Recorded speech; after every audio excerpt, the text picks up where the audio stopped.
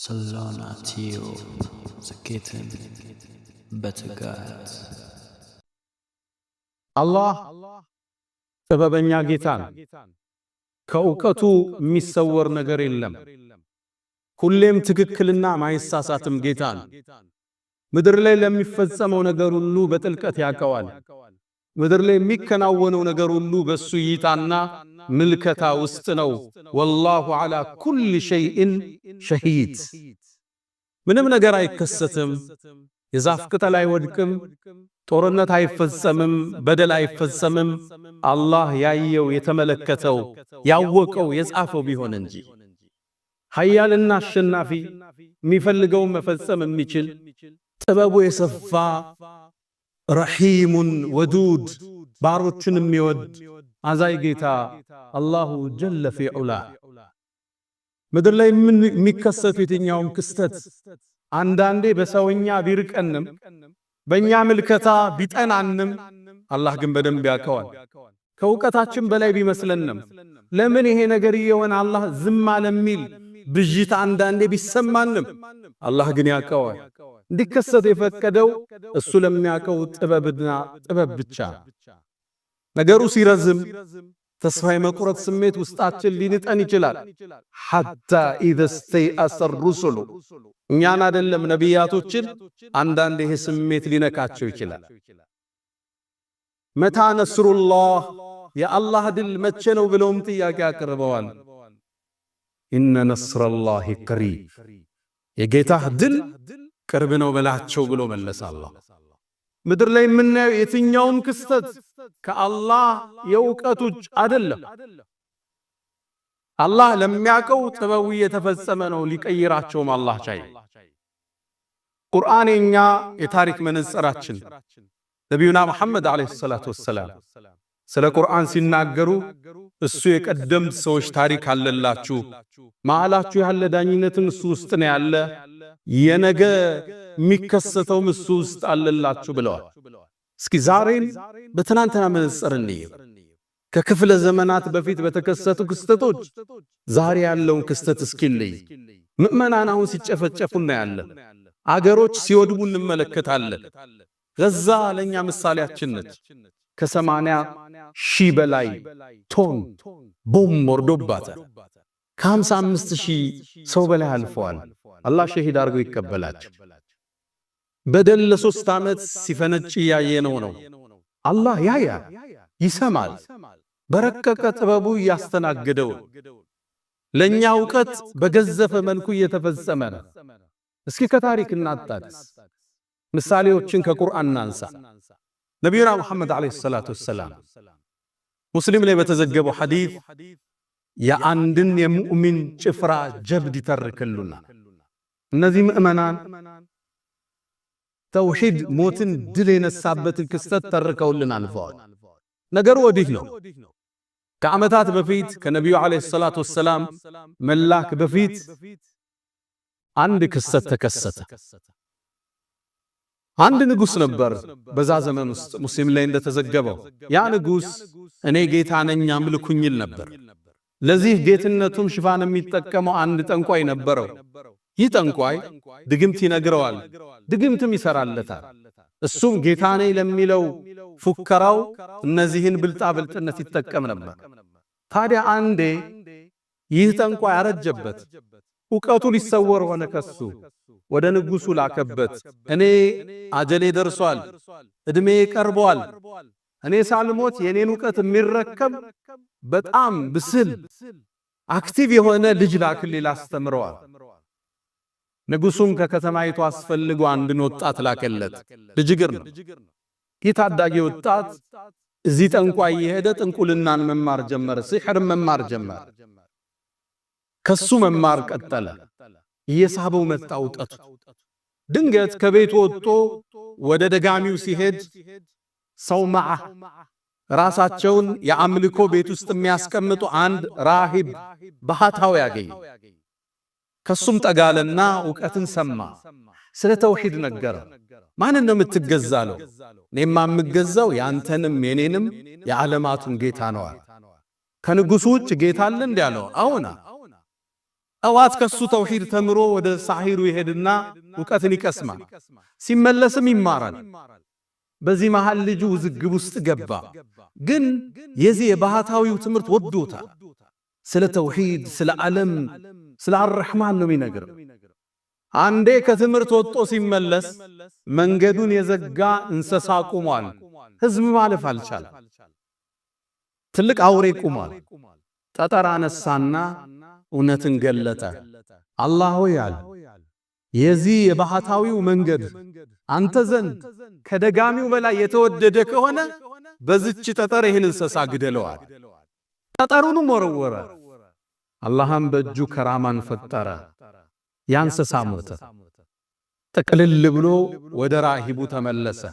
መጣና ማለው ለባህታዊው፣ ዛሬ እኮ እንዲህ ተከሰተ።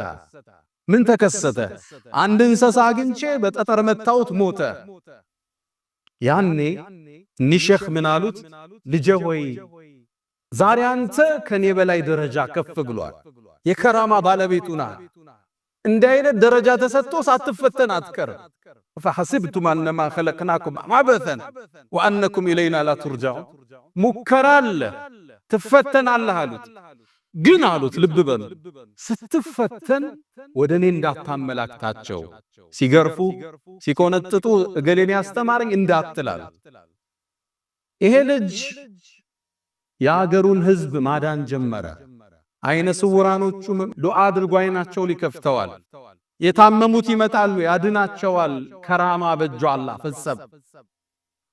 ታዲያ አንዴ ንጉሱ ጋር የሚቀመጥ አንድ ሚኒስትር ነበር። አይኑ በሂደት ጠፍቷል። ይሄ ልጅ እንደሚያድን ሰማና ወደ ልጁ መጣ። ወርቅ ብሩን ይዞ ፊቱ ላይ ዘረገፈውና አንተ ሰው ሆይ እዚህ ጋር የምታየው ንብረት ያንተ ነው፣ አይኔን ካዳንከኛል። ይሄ ወጣት ተውሂድ ይቀራ። አንተ ሰው ሆይ እኔ ማዳን አልችልም፣ የሚያድነው አላህ ብቻ። በአላህ እመን፣ ዱዓ ላድርግልህ፣ አላህ ያድናል። ተውሂድን ተቀበለ፣ ሸሃዳን ያዘ። ልጁ ዱዓ አደረገለት። አላህ አይኑን ከፈተ። አይኑ በርቶ ወደ ንጉሱ ሄደ። አብሮት ቁጭ አለ። ሲያየው አይኑ ተከፍቷል። ምን ነው አይን በራ እንዴ?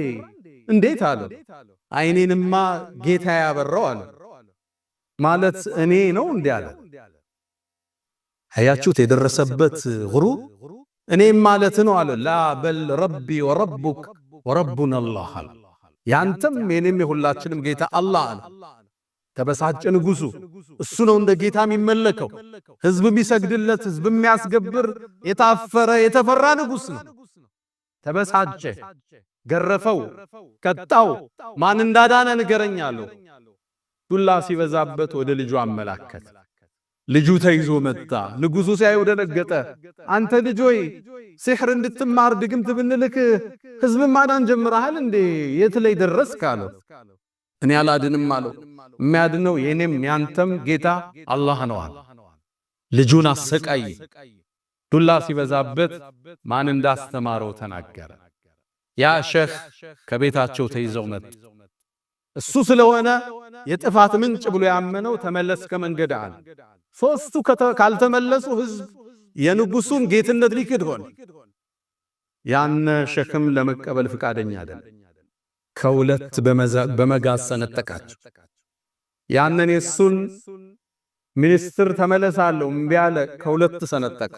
ሸሂድ ሆነ። መጨረሻ ህፃኑን ተመለሳለሁ ወጣቱ በጭራሽ ቶሎ ሊገለው አልፈለገም። ብዙ ሰው ስላዳነ እሱም በመመለስ ያጣውን የጌትነት ስልጣን መመለስ ፈልጓል። ሰራዊቱን ጠራ። እዚህ ተራራ ይዛችሁ ትቱ፣ ጫፍ ላይ እንደደረሳችሁ ተመለስ በሉት። ስለሚፈራ ከተመለሰ ይዛችሁ ተመለሱ፣ እምቢ ካለ ጣሉታል። ተራራ ላይ ይዘውት ወጡ። ተራራው ጫፍ እንደደረሰ አንድን ዱዓ አረገ። አላሁመ ክፊኒሂም ቢማ ሸእት፣ አላህ ሆይ በምትፈልገው ብቃኛል። ተራራው ተንቀጠቀጠ። ሁሉም ወድቀው ሞቱ። ይሄ ሕፃን ልጅ ተመለሰ። የወጣት ወደ ቤቱም ማለትም ወደ ንጉሱ መጣ። የተውሂድ ዓላማ አንግቧል። ማስተላለፍ ማስረጽ የፈለገው ነገር አለ። ምን ሆነ ሰራዊቱ አለው። አላህ በቃኛል። እንግዳማ ሌላ ሰራዊት ያዘና በመርከቡ ሰዱታል። ወንዙ መሃል ስትደርሱ ተመለስ በሉት፣ እምቢ ካለ ጣሉታል። ወንዙ መሃል ላይ ሲደርስ ተመለሳሉት። ዱዓ አደረገ። አላህ ሆይ በምትፈልገው እነዚህ ሰዎች ብቃኛል። እነሱ ሰጠሙ፣ እሱ ተመለሰ። ወደ ንጉሱ ቤተ መንግስት መጣ። ስማ ንጉስ ሆይ ልትገለኝ አትችልም። ታዲያ እንዴት ነው ልገል የምችለው? መንገዱ አንድ ብቻ፣ እሱ መንገድ ንገረኝ። ህዝብ ሰብስባል። እኔ ቴምር ዛፍ ላይ ስቀለኝ፣ ከዛም በኔ ቀስት አውጣና በልጁ ጌታ አላህ ስም ብለህ ወርውረው ቀስቱና። ንጉሱ የተፈጠረበትን ሳት ለማጥፋት ቀላል መንገድ እንደሆነ አሰበ። ህዝብን ሰበሰበ። የቴምር ዛፍ ላይ ሰቀለው። ቀስቱን አወጣና ቢስሚላህ ወረቢል ጉላም፣ በአላህ ስም በልጁ ጌታ ብሎ ወረወረ። ጌታ ማን ሆነው? አላሁ ጀለ ፊዑላ። ቀስቷን ወረወራት። ልጁን መታው። ልጁ ተሰዋ። ንጉሱ ሸሩን ደፈንኩት ብሎ ወደ ቤቱ ሲመለስ ህዝቡ ለካ ይህን ድምፅ ሰምተዋል። አመና ቢረቢል ጉላም፣ በልጁ ጌታ በአላህ አምነናል። ንጉሱ ነበር ጌታም ይመስለናል። ለካ ንጉሱም እስቲጋሳ የሚያደርገው ሌላ ጌታ አለ የሚማጸነው። ቤተ መንግስት የሱ ሰዎች መጡ። ንጉስ ሆይ የፈራኸው ሆነ አሉት። ምንድነው የምትሉን? ህዝቡ እኮ አመነ። ተመለሱ አላቸው። ህዝቡን ሊመለሱ ፍቃደኛ አይደለም። ጉድጓድን አስቆፈረ። እኹዱድ ይለዋል አላህ። ጉድጓዶች ተቆፈሩ፣ ሳትሞሉ ጉድጓዶች። ንጉሱና ጀነራሎቹ ሳቱ ጥቅ ጉጭ አሉ። ምእመናን ተጠሩ። እምቢ ያለን ሳት ውስጥ ይጨምሩታል። ከባድ የሆነ ቅጣት። አሁን የምናየው ክስተት እዛ የገዘፉ ክስተቶች በታሪክ ተከስተዋል። ዛሬም በነገ መነጽር ማየት አለብን። ምእመናንን ሳት ውስጥ ጨመሯቸው። አንዳንዶቹ ከተውሂዳቸው የተነሳ ይላሉ ሙፈሲሮቹ፣ ወታደሮቹ ሳይገፏቸው ለተውሂድ ብለው ሳት ውስጥ ገብተዋል፣ አንመለስም ብለው። መጨረሻ ግን አንድ ክስተት ተከሰተ። አንዲት እናት መጣች፣ የምታጠባው ልጅ አላት። ሳቱ ለመግባት ዳዳች። ልጇን ይዛ ወደ ኋላ ስትል ጡት የሚጠባውን ልጅ አላህ አናገረው። እናቴ ሆይ እውነት ላይ ነሽ ጽኛ አላት። ከነ ልጇ ሳት ውስጥ ገባች። ክስተቱ እንዲተቋጭ አላህ በገደሉት ሰዎች ላይ ምን እንደፈጸም አልተረከው። ከዓመታት በኋላ ነቢዩና መሐመድ ዓለይሂ ሰላቱ ወሰላም ነቢዩ ነው ሲላኩ መካ ላይ የነበረውን ስቃይ ሊያስታግዝላቸው በደልን ሊያጽናናቸው ይሄን ታሪክ ቁርአን አርጎ ዘከረው። በትልቅ ነገር ምሎ ከፈተው። ወሰማ ዛቲል ቡሩጅ አለ።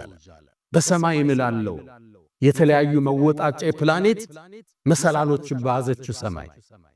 ወልየውሚል መውዑድ በተቀጠረው ቀን ምላለው በየውመል ቂያማ። ወሻሂድን ወመሽሁድ በመስካሪና በተመስካሪ ምላለው። ከዛም ቁጣውን ገለጻላ። ቁቲለ አስሓቡል ኡኽዱድ፣ እነዛ ጉድጓዱን የቆፈሩት ሰዎች አላህ ዘንድ ተረገመዋል። አናር ዛቲል ወቁድ የተቀጣጠለችው እሳት ባለቤት የሆኑትን ኢዝሁም ዓለይሃ ቁዑድ፣ እነሱም በሳቷ ዙሪያ ሆነው የምእመናንን ስቃይ በተመለከቱ ጊዜ አላህ ዘንድ ተረገመዋል። ወሁም ዓላ ማ የፍዐሉነ ቢልሙእሚኒነ ሽሁድ ወማ ነቀሙ ሚንሁም ኢላ ዩእሚኑ ቢላሂል ዐዚዚል ሐሚድ። እነዛ እኮ የተቃጠሉት ምእመናን በአሸናፊው አላህ በምስጉኑ ማመናቸው እንጂ ሌላን ነገር እኮ አልጠሉባቸው። አላህ ማን ነው? አለዚ ለሁ ሙልኩ ሰማዋት ወልአርድ፣ የሰማይም የምድርም ባለቤት የሆነው። ወላህ ያንተ ጌታ አላህ ዓላ ኩል ሸይእን ሸሂድ፣ የተከሰተውን ሁሉ ክስተት በቅርበት የሚከታተል ነው ያንተ ጌታ። ታሪኩን አላህ እዚህ ጋር ዘከረው። እነዛ ምእመናንን ያሰቃዩትን ከባድ ዛቻ ቀረበባቸው ካልተመለሱ። እነዛን የተቃጠሉ ምእመናኖችን ጀነት እንደተዘጋጀላቸው ዛሊከ ሁወል ፈውዙል ከቢር፣ ትልቅ የሆነ ስኬት እንደተቆናጠጡ አላህ ዘከረ። ምድር ላይ ብታዩት የትኛውም ክስተት በምእመናን ላይ የሚደርስ የበረታ ዱላ በአላህ እይታ ውስጥ አላህ ለሚያውቀው ጥበብ እንዲፈጸም እያደረገው። ምድር ላይ የተከሰተ ያለውን መረዳት አንችልም፣ አይደለም የአላህን ጥበብ። በእርግጥ የሁዶቹ ሩህ እንኳን ከየት እንደተሰራች ማወቅ ፈልገው ለነቢዩ ልከዋል። አላህ ባጭር መልስ ዘጋው። ቁል ሩህ ሚን አምሪ ረቢ፣ የሩህ ጉዳይ የአላህ ነው። ወማ ኡቲቱም ሚነል ዒልሚ ኢላ ቀሊላ፣ ከእውቀት ትንሽ እንጂ አልተሰጣችሁ። አትፈላሰፉ። የሩቅ ምስጢር ሩቅ ነው፣ አትደርሱበትም አላለ። ምድር ላይ የሚከሰት ክስተት ስናይ ሙእሚን የአላህ ጥበብ ከዚህ ጀርባ እንዳለ ያውቃል። የተከሰተው ክስተት ከጥልቅ ጥበቡ እንደመነጨ ያውቃል። ወይ ምእመናንን ሊኮተኩት ፈልጓል፣ ጽናትን ለዓለም በእስልምና ላይ ያስተምር ፈልጓል፣ ወይም ሸሂዶችን ወደሱ መውሰድ ፈልጓል። ሊየተኺዘ ሚንኩም ሹሃዳ ሸሂዶችን ወደ ገነቱ መውሰድ ፈልጎ ይሆናል። አሊያም እንደ ኡማ አጥፍተናል እንማር ዘንድ ዱላው ተልኮብናል። ጥበቡ ብዙ ነው። ሙእሚን ይህን ክስተት ሲያይ መሰል ነገሮችን ሲያይ የአላህን ጥበብ ይረዳል። አላህን አያማርም። አላህ አቅቶት አይደለም፣ እነሱን አይደለም፣ እነዛን ጉድጓድ የቆፈሩትን አይደለም፣ ጠንካራ ሰራዊት የነበረውን ፊርዓውንን ስርዓት ያሳዘ ጌታ ነው። هل أتاك إلى لزوايا يزو هل أتاك حديث الجنود فرعون وثمود የፊርዓውን እና የሰሙድ ታሪክ አልመጣልህ? እንዴት እንደተቀጣጣናቸው ጌታ ኃያል ነው። እነ በጥሸ ረቢከ ለሸዲድ የጌታ ኃያዝ ይበረታ። ለሚያውቀው ጥበብ ነገራቶቹ እንዲፈሱ ያደርጋል። ሙእሚን በቻለው ልክ ይረዳል። ያልተረዳውን ለጥበበኛው ጌታ ይተወዋል።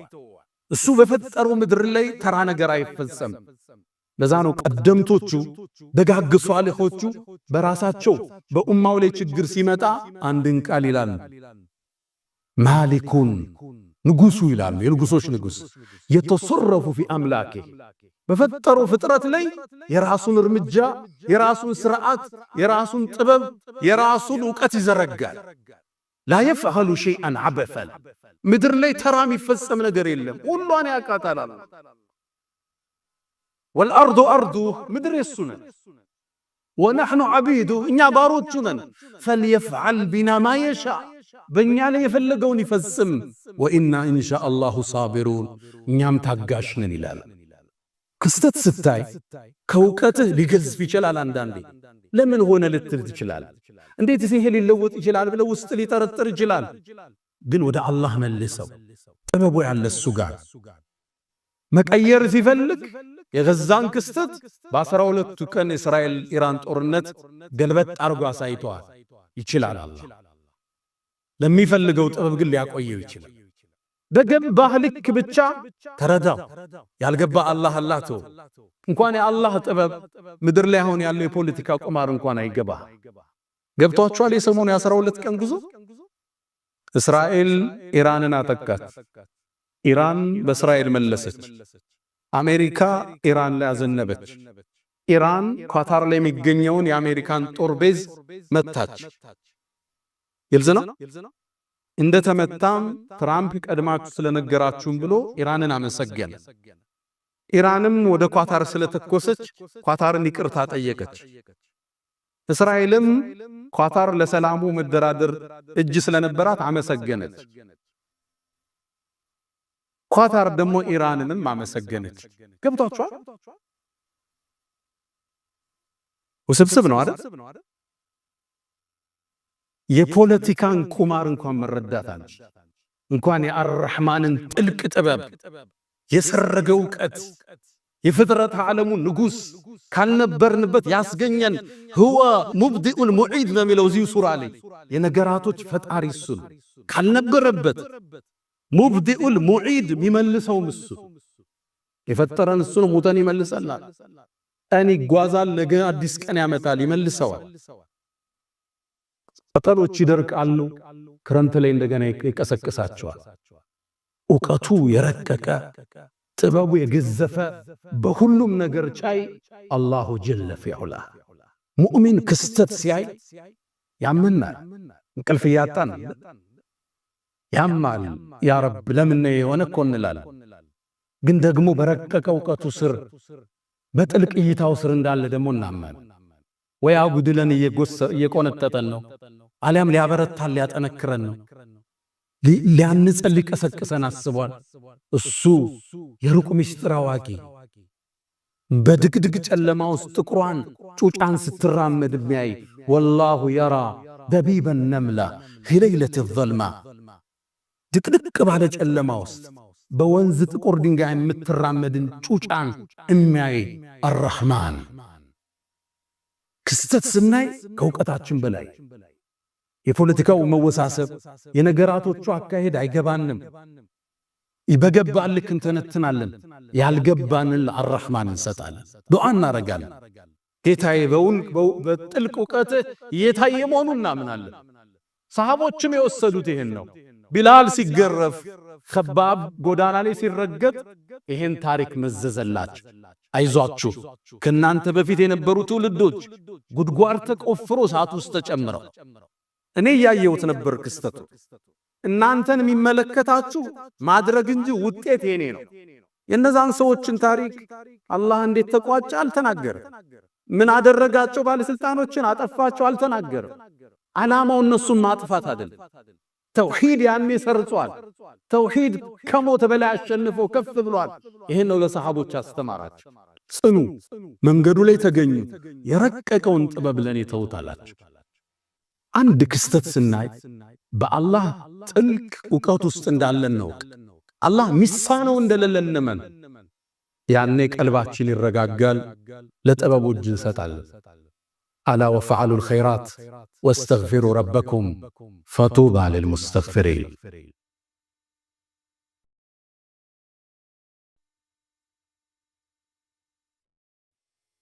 አልሐምዱሊላህ አላ ኢሕሳኒህ ወሽክሩ ለሁ አላ ተፈዱሊህ ወምትናኒህ ወላ ኢላሃ ኢለላህ ተዕዚመን ሊሻኒህ ወሰለላሁ ወሰለም ወባረከ ዓላ ረሱሊህ ወኢኽዋኒህ።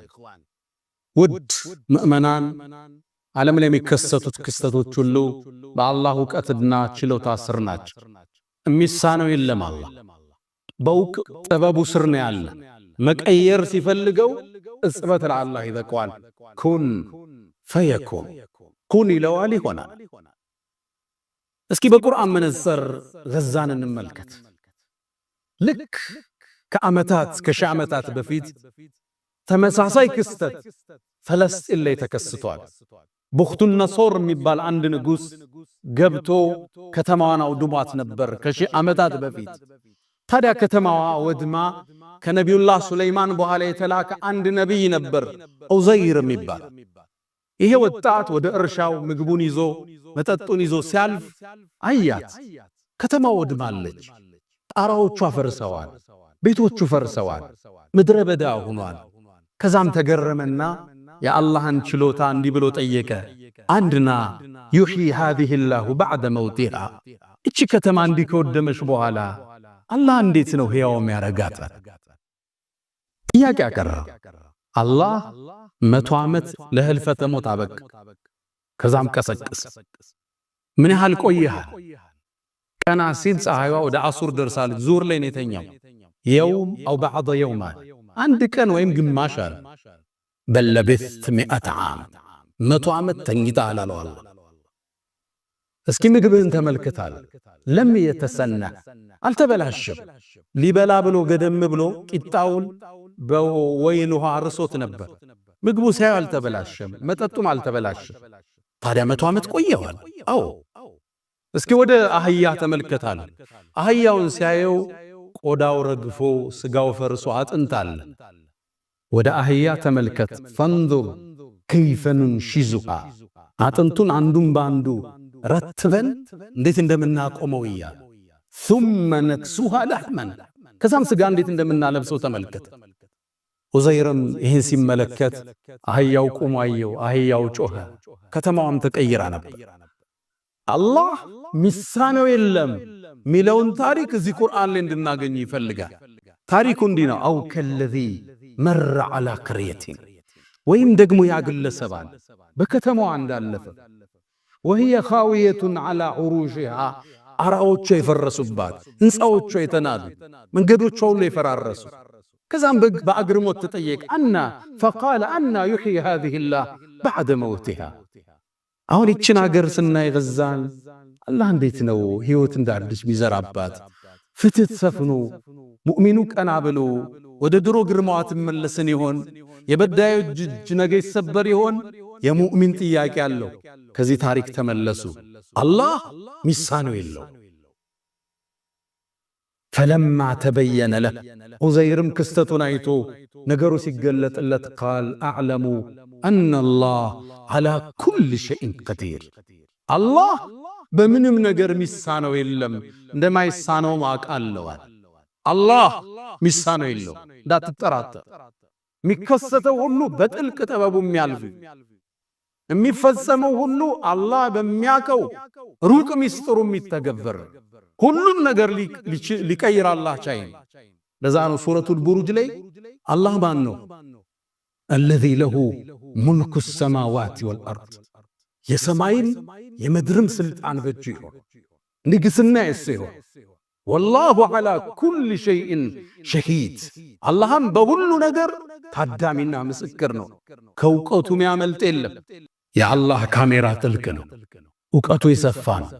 ነገራቶች ሳይከሰቱ 50 ሺህ ዓመት በፊት የጻፈው ክስተት ነው እየኖረ ያለ።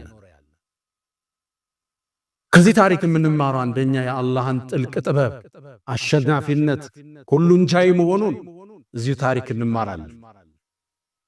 ነገራቶች ሲከሰቱ በጥበብ አይን አይተን ማናቀው ለአላህ አላህ ሆይ አንተ ቻይ ነህ፣ የሚከሰተውን አንተ ታውቃለህ፣ እንደምትለውጠው እናምናለን፣ በምንችለው አስተዋጽኦ እናረጋለን፣ ከኛ በራቀ ነገር ዱዓ እናረጋለን፣ በሶብር ትግስቱ እንጠቀምበታለን፣ ለኛ ሀገር ስበን አስተምሮትን እንወስድበታለን።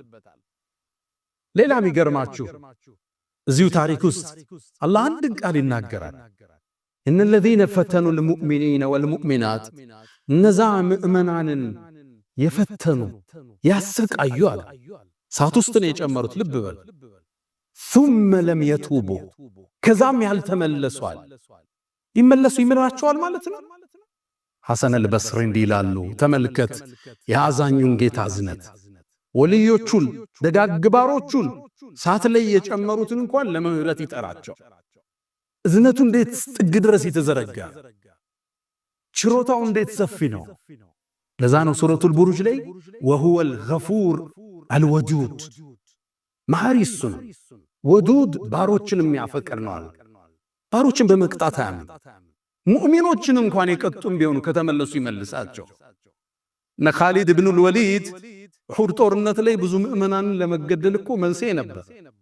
ሲመለስ ግን ሲቶብት ግን በታሪክ የሌለን ግርማ ሰጥተው ሰይፉላሂል መስሉል የተሳለው የአላህ ሰይፍ ተባለ።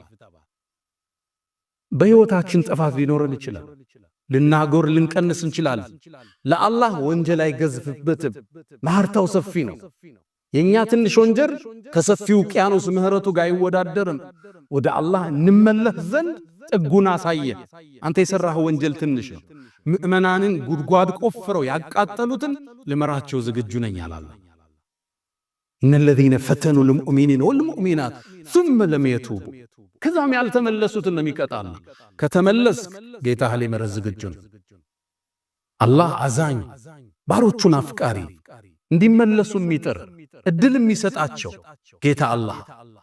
የመጨረሻው አስተምሮታችን አላህ ክስተትን በደልን ለተወሰነ ጊዜ ያቆየዋል። ሲወስን ግን አያያዙ ጥብቅ ነው። ነቢዩና መሐመድ ዓለይሂ ሰላቱ ወሰላም ከማ ፊ ሙተፈቅ ዓለይ ምን ሐዲሲ አቢ ሙሳ አልአሽዓሪ ባስተላለፉት ለምን ይላል? ኢነላህ ዐዘ ወጀል የተላቀው ኃያሉ አላህ እኮ ለዩምሊል ዛሊም በደለኛን የሆነ ጊዜ ያቆየዋል። ይመለስ ይሆን ይቶብት ይሆን? ሙእሚኖችንም ትንሽ እንድትፈትን እድል ይሰጠዋል። ሐታ ኢዛ አኸዘ ወስኖ ግን ሲይዘው ለም ይፍልት ከእጁ አያመልጠው።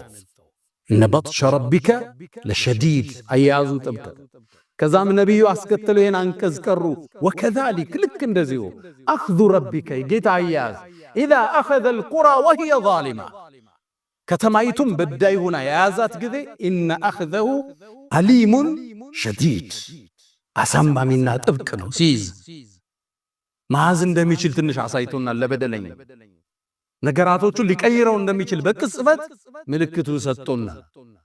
ቻይ፣ አሸናፊ፣ ጥበበኛ፣ ማይሳሳት፣ ኃያል፣ አዛኝ፣ አፍቃሪ ጌታ አላሁ ጀለ ፊዑላ يا من تحبون النبي محمد صلوا عليه وسلموا طول المدى، وصلاتكم وسلامكم نورا لكم بأمسكم وبيومكم ولكم غدا. إن الله وملائكته يصلون على النبي يا أيها الذين آمنوا صلوا عليه وسلموا تسليما. اللهم صل على محمد وعلى آل محمد كما صليت على إبراهيم وعلى آل إبراهيم، وبارك اللهم على محمد وعلى آل محمد كما باركت على إبراهيم وعلى آل إبراهيم في العالمين إنك حميد مجيد. اللهم أعز الإسلام والمسلمين وأذل الشرك والمشركين ودمر اللهم أعداءك أعداء الدين. اللهم ألف بين قلوبنا ووحد صفوفنا. اللهم إنا نعوذ بك من زوال نعمتك وتحول عافيتك وفجاءة نقمتك وجميع سخطك يا أرحم الراحمين. اللهم لا تدع لنا في مقامنا هذا ذنبا إلا غفرته، ولا هما إلا فرجته، ولا دينا إلا قضيته، ولا غائبا إلا رددته، ولا مريضا إلا شفيته، ولا حاجة من حوائج الدنيا والآخرة إلا قضيتها يا أرحم الراحمين. ألا فأقم الصلاة.